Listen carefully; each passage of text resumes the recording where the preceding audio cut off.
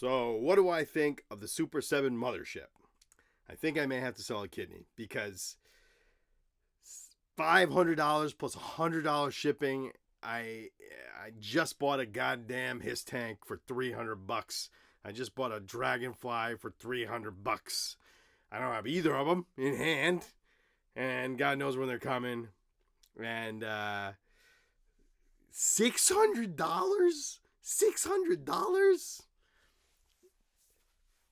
and yet my whole childhood is just sitting there, right? But it's just completely impractical to spend $600 on that giant freaking thing.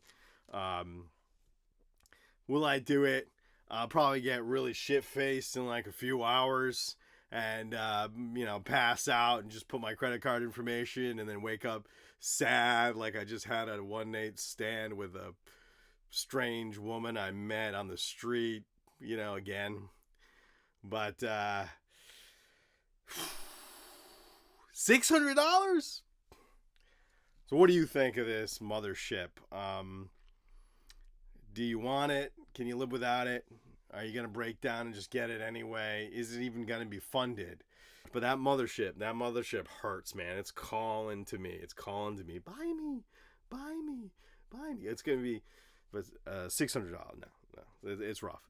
But let's just go over. Is it going to be worth it? Is it, there's no worth it. There's no moment when I spent $600 on a action figure at my age and go, yeah, it's good. Yeah, it was a good life decision. No, there's not. But again, you want it, you don't, you can afford it. I can survive $600. I don't think it's a good idea for me to spend $600.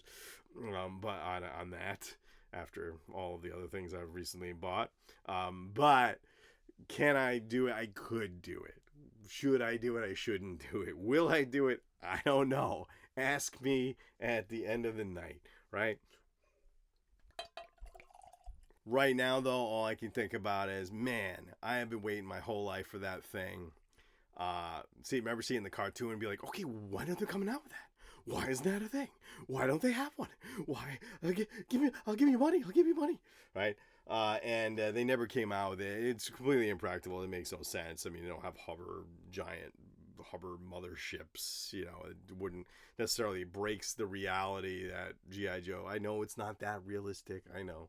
But sometimes it played and toyed with. It just was on the border of reality. And the Mothership takes it way far beyond.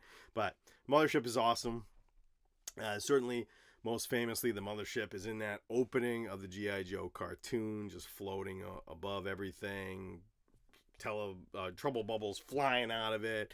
And you see a moment where, we get Flint just tosses Cobra Commander through the window. I love that, glass in the G.I. Joe cartoon is just always the world's most breakable glass. It's just like Cobra invests in a giant, UFO-like mothership that can, drop his tanks off into cities, but they don't invest in, plexiglass or bulletproof glass or some sort of glass that you can't break by just throwing a human being through it.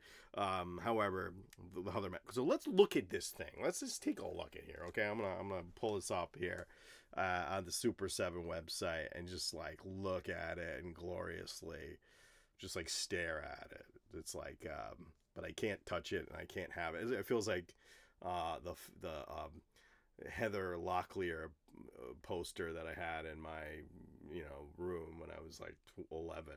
I just keep just staring at it, wishing it was in front of me, wishing I could get it, knowing I probably can't. But anyway, so let's take a look at it anyway and have another drink and see if by the end of this I have made another poor life decision. We're just looking at here this video tour that they have on, and we see Cobra Commander in the control room. We've got trouble bubbles inside. We've got panels opening. We got panels. We got a jail cell with it looks like a video camera that is peeking through. We got Flint in the jail cell. Door opening closes, and some chains that you can just chain them to a wall with. and then a Hail Cobra symbol. I love this. They put a little propaganda in there, just taunting the prisoner with a picture of Cobra Commander, and that's awesome. So and we go around. This thing is big, right? This is a big toy, and this is the kind of thing I would have loved back in the day. Something you can really, what I love about this is that you can pull the panels off and you could really fit a whole scene inside of it and have a lot of fun with the interior, right? And that's a lot of the big thing for me is like, you know, I know most of us, we're putting these on shelves and we're looking at them for the most part. We all play with them. I know we all, even if you say you don't play with them, you play with them. We get it.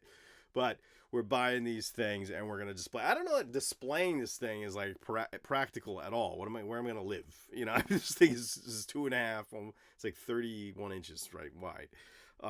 So 2.5 feet wide. Maybe I could hang it from the ceiling, but you know, I'd be bumping my head on it. I already have short ceilings in here anyway. I'll be smacking my head on that thing. I don't think that's practical. So for me, it's just, it wouldn't be a display piece. It's too big. I don't have a massive, you know, mansion that believe it or not, that I live in, and therefore I'm not going to be really probably putting it out. I'd probably be pulling it out for play, because that is what I would do with this kind of thing. That's why I would want it. I wouldn't want it to just, you know, stare at it. I would play with it. I would break it out. I got 3 kids. I would break it out and I would let them play with it. And if they broke it, I would only beat them a little bit, but, you know, hopefully they wouldn't. Hopefully they make their stuff sturdy. But what I do love about this piece is that it does look really playable, you know, and I think this is something I'll constantly be harping on in any video is like, you got to make this stuff to be played with. And that's why I like the classified figures, because as much as they are these little art pieces and they look great and they're good for taking photos and posing, they also are pretty great to play with. They don't break very easily. Whereas like you get other stuff, like I got some NECA figures. I'm a big, you know, Predator fan, right? Got my Predator here, Predator 2 Predator, because I figure, you know, that's what's more fun than having a G.I. Joe versus Predator, you know.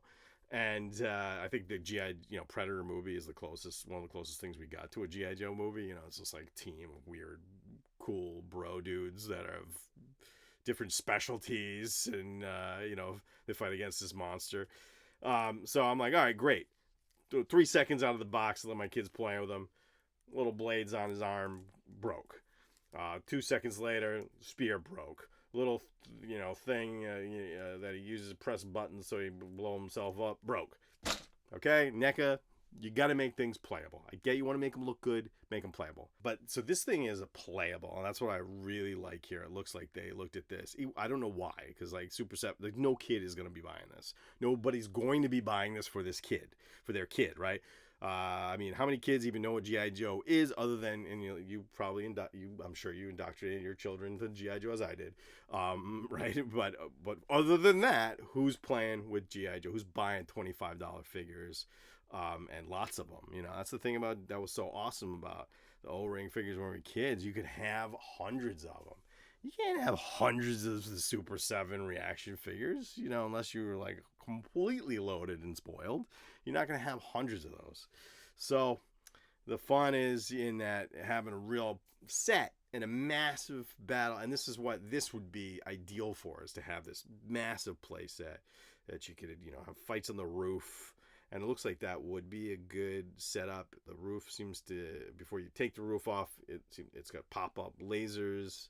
It's got a lot of places and texture to it, real nice designs, and little panels come off. I can imagine, you know, having somebody crawling across the roof, maybe Snake Eyes crawling across the roof of this thing, slapping a bomb on, blowing it up, and tunnel rats sneaking in, you know. I mean, there's a lot of really good play potential here, which is what really kills me and really makes me want to, like, you know, suck it up and just be like, all right, what do I got to do for $600? What can I do for $600?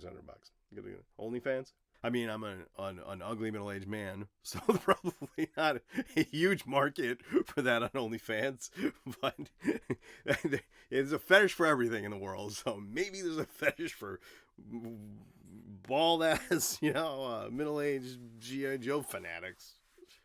Those are my options. So I mean, it's a lot of money. So when we get inside, I love that the throne room, the control panels got a lot of detail. We've got some maps. Looks like maps of Cobra Island there, which is the hope that this succeeds, and this is the real hope. If this mothership, and it may not, we might not get the mothership after all, because it's not exactly burning up, because who has the $600 for this? But if we get the mothership, we say yes, I think Super 7 might consider Cobra Castle. And then, I mean, we all want that. I mean, I know there's somebody's doing a mock-up here that looks pretty amazing. I don't know if that's going to be something that's easily buyable, though. But what we really want, even more than the mothership, is that castle. And then, few years later, give me Castle Destro too. I buy that. I'll blow $800 on that, right? The mothership is tough though. So now we're looking at it, and man, it is just incredible. Looks like something out of Star Wars. There's a lot of space here, corridors to have little fights in. You get this little section where there's some bombs that you can drop, and it looks like a panel opens up, and you slide the bombs down one by one, and you can just sort of strafing run a city, which is that's awesome. I can't even imagine using that, having tunnel rat climb through he's a little one. He's a little guy. He climbs through the little bomb hole and sneaks inside. So that's a really nice touch. And looks like it would be a lot of fun to play with.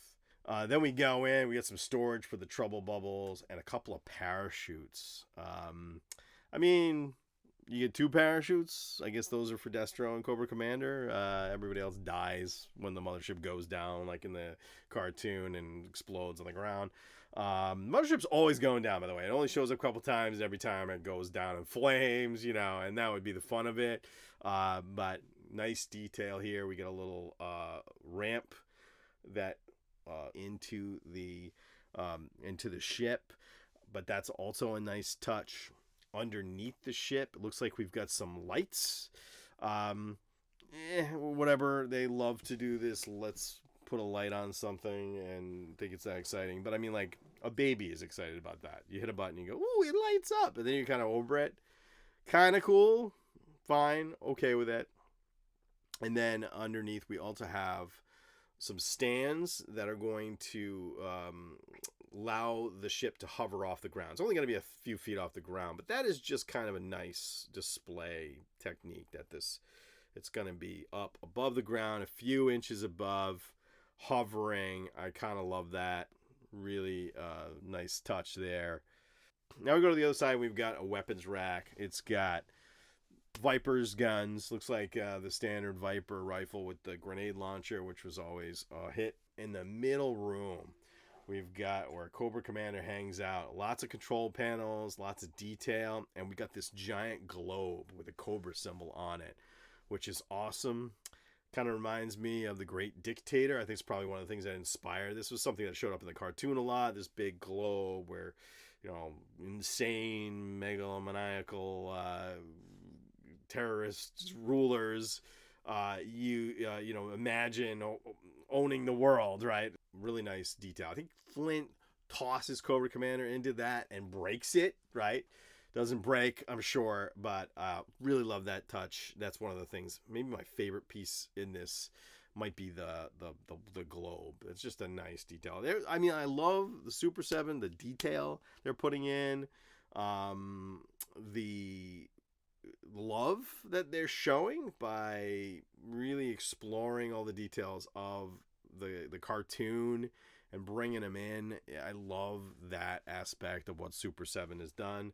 I don't love the price of these things, but I get why Super 7 has to put that price up, because they're not selling, they're not selling at KB, Toys R Us. They're not selling thousands and thousands and thousands of these things.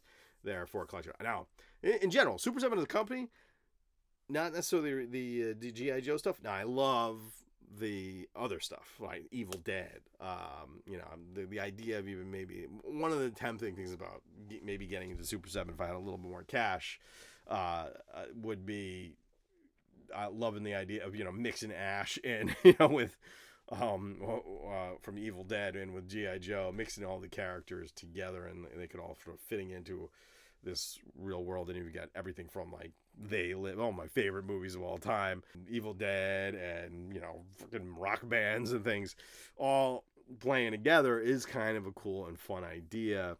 It's just they're not for fun. They're for collecting because it's too expensive. So there's no kid going around like, oh, I've got hundreds of Super 7 figures. If they were that would be amazing. We got our control room. It's got a sliding door, which is always fun. I love the, you know, action of that. I can imagine always just sort of sticking the Cobra Soldier in between the sliding doors and having it slam on their head. So there's a lot of just really fun play opportunities in this thing. The bonus tiers, we've got some Vipers and parachutes. You got to give us the Vipers and parachutes. Come on. You got a little space for the parachutes, so you got to use that space. What's the point of having it if you don't use the space? We know the Vipers ain't getting the parachutes, though. Cobra Commander's getting the parachutes. Maybe the Baroness, maybe Destro, depending on how they're acting towards each other at the moment and how Cobra Commander loves or hates them at the moment. The Vipers ain't getting parachutes. They would have more than two if the Vipers were getting parachutes. Sort of like the escape boats on the Titanic. Only the rich people, you know, they got those. We've got a bunch of stickers. I don't understand that tier lock is stickers. Like, you got to give us the stickers. Just give us the stickers. And these turrets at the front. The turrets would come out in the front, and you could position a couple soldiers there, and that would be in keeping with what happens in the cartoon. Trouble bubbles. 2 trouble bubbles. I'm sure we'll get trouble bubbles one way or the other from Super 7, and they'll be $50 a piece. So you probably want to get them with this set if you're going to get them at all, because we know they're going to be ludicrously overpriced. And then a couple of Vipers that are O-ring. And okay, O-ring, awesome. That's great. I have O-ring figures. Okay, I have them from 1980. Granted, most of them the O-ring broke, but you can repair them with a kit you get on Amazon for like $5. I still have it all. I didn't get rid of it. Maybe I feel bad for those of you who had the thing where your parents were like, why don't you get rid of your toys? I was like, nah, I held on to those things. I was like, you try to take them from me, I'll stab you in the middle of the night. Don't take them from me. And I still have them to this day, much to my wife's chagrin. So there's some other nice details here that I'm seeing. In the very rear, it looks like we've got some fuel tanks. Maybe that's like where the fuel for the ship is stored. And this is all keeping with, you know, the fun of this thing would be having some G.I. Joes, climb on board, sneak around. It is big enough where you can imagine a sneaking around thing and just, you know, laying an explosive on those fuel tanks, taking this thing down. So that would be, you know, there's just a lot. There's a lot to make your imagination go wild here, and this would have been the thing that would have been so awesome to have this back in the day when it really mattered, and it probably would have been $50 as opposed to like right. The Whale was like $30, right? This thing's like the aircraft carrier was $100. I'm pretty sure it was. You can quote one of you probably knows exactly what it cost. Tell me what it cost. But I remember it being $100, and even that being like, ooh, $100 toy. That's crazy. I think put that thing out today, it'd be $3,000. They offer you to buy and pay in installments, which I probably would have to. But let's see. I'm not still. I can't do this. This is a bad idea. A bad idea. This is just like that time when you order the mail order bride and it just wasn't. Then you forgot, and then she just showed up one day. And you're like, who are you? And you made her call her the Baroness, and it just was not. Well, ain't good. Just you're not gonna do it. All right, fucking, I'm doing it.